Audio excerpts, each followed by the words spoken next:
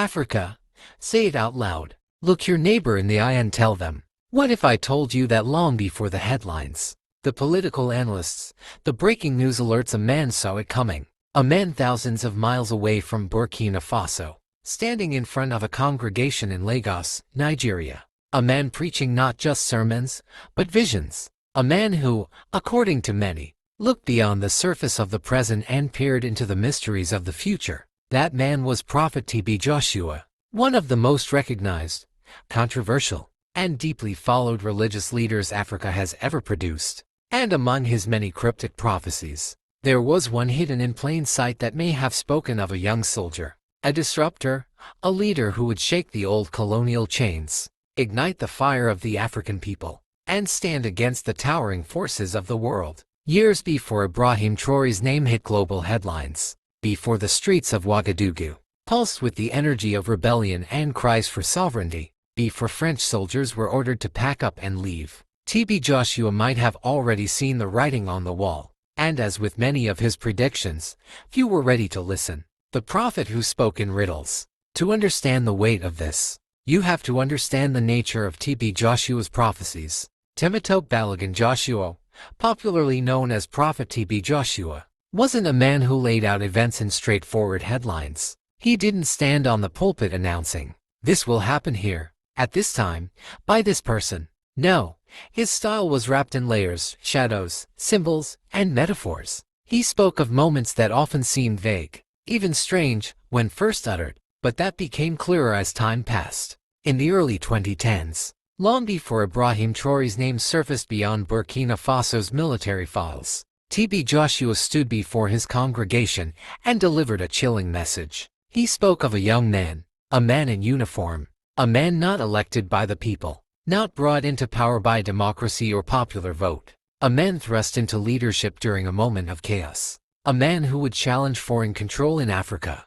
a man who would ignite the passions of the youth. At the time, many shrugged. After all, how many African countries had young soldiers or restless political climates? Another generalized prophecy, they thought, another warning that would dissolve into the noise of daily life. But as events unfolded across West Africa, as coups erupted in Mali, Niger, Guinea, and Burkina Faso, suddenly, the words took on new meaning. Suddenly, the pieces began to fit. Who is Ibrahim Traore? Fast forward to October 2022. From seemingly nowhere, a little-known military captain Ibrahim Traore led a swift and decisive coup, overthrowing Paul Henry Sandaogo Damiba, who had himself seized power just months prior. At just 34 years old, Traore became the world's youngest head of state. He didn't arrive polished by years of political maneuvering. Like a message the Lord said I should just give to my Africa continent.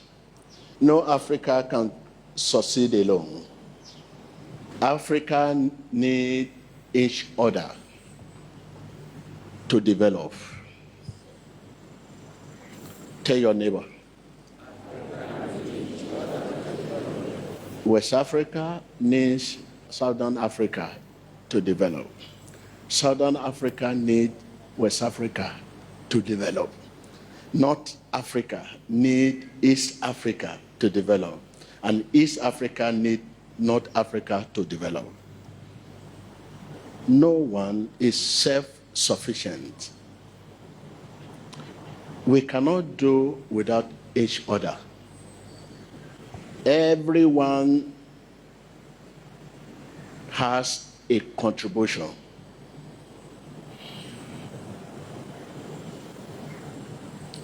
Whether you are poor, rich, immigrant, everyone has a contribution for the development of Africa at a level we are now. Dear Africa, we should not let other fellow Africa feel unwelcome to our countries. With regard to the issue of illegal immigrants,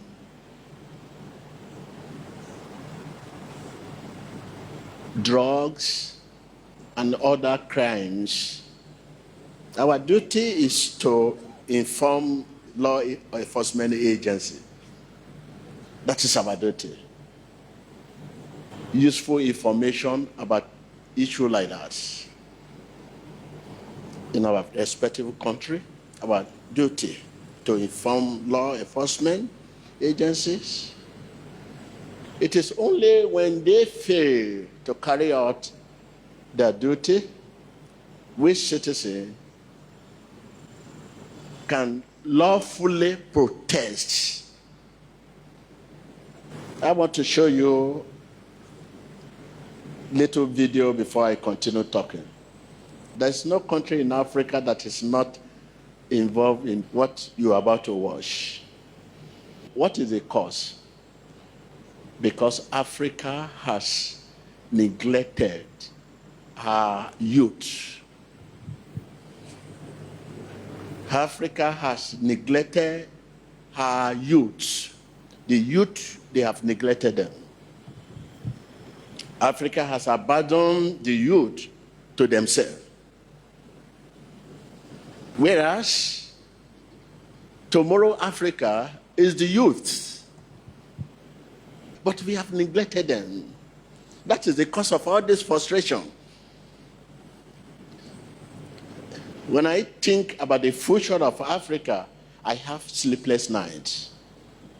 Please, can you play this cassette for me? Please, let's watch. He didn't wear sleek suits or deliver rehearsed speeches. He arrived in military fatigues, with a stern voice, a resolute stare, and a message that reverberated across not just Burkina Faso, but the entire continent. Africa must reclaim its freedom. He accused the former leaders of selling the country out to foreign interests. He pointed an unflinching finger at France, Burkina Faso's former colonial ruler, and declared, "Enough is enough." He told the West that Burkina Faso would no longer be a puppet on their strings, that true sovereignty required not just political independence, but economic, military, and spiritual self-determination. It was an audacious stance, particularly from a country still grappling with terrorism, economic hardship, and internal strife. But the people rallied behind him, not just within Burkina Faso, but across the continent. Young people in Mali, Guinea, Senegal,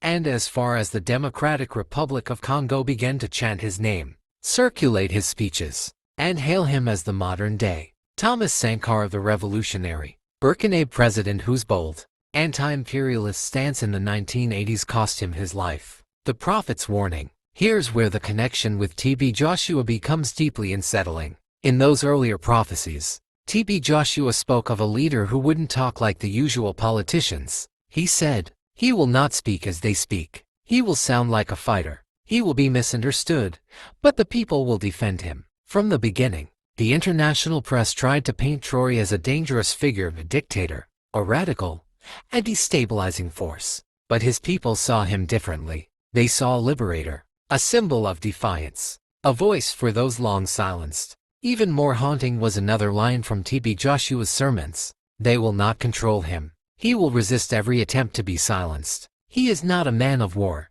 but war has raised him. Pause and think about that. War has raised him. Ibrahim Traore wasn't groomed in the halls of government. He was shaped by the battlefield. He rose through the ranks during one of the darkest chapters in Burkina Faso's recent history, a time when extremist groups were tearing through villages, when the government seemed paralyzed, and when diplomacy seemed to offer no solutions. When the government faltered, Traoré stepped forward. Was it a prophecy fulfilled? Let's be fair, TB Joshua never mentioned the name Ibrahim Traore, but if you followed his ministry, you know he rarely named names. He believed that time and God's own unfolding would reveal truth. Instead, he painted moments. He described atmospheres, shifts, windows in history, snapshots that often only became clear after the fact. So, the looming question is this: was TB Joshua pointing to Traoré, or was Traoré simply one chapter in a much larger spiritual shift TB Joshua foresaw?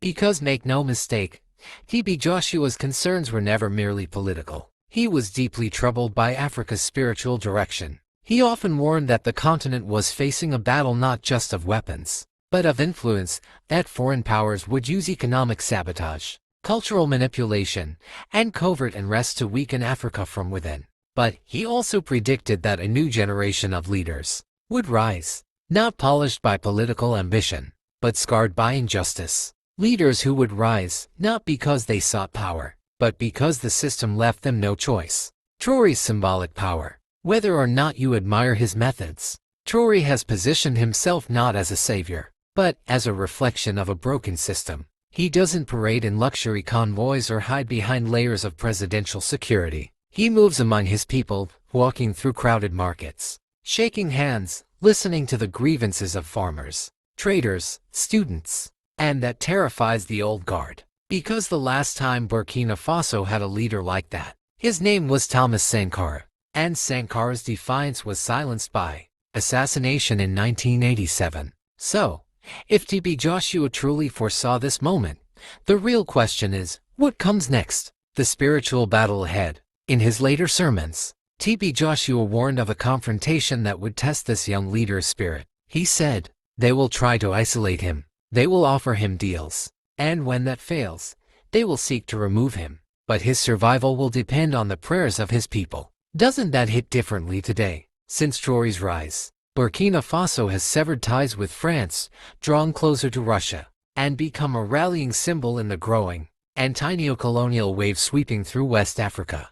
But that has also drawn powerful enemies. Already, there have been whispers, foreign-backed plots, attempted coups, assassination attempts, covert operations. And yet, each time, the people have rallied. They march with his image. They stand vigil outside his home. They pray. And this circles us right back to TB Joshua's closing warning. Africa's future will not be written in parliaments or boardrooms, but in the spiritual realm. The fire rising from unexpected places. TB Joshua once said, "Watch the nations the world ignores. From there, the fire will rise." Who would have expected Burkina Faso, a landlocked, economically struggling nation, often overshadowed by its larger neighbors, to become the epicenter of a continental wave? Yet today, it is setting the tone.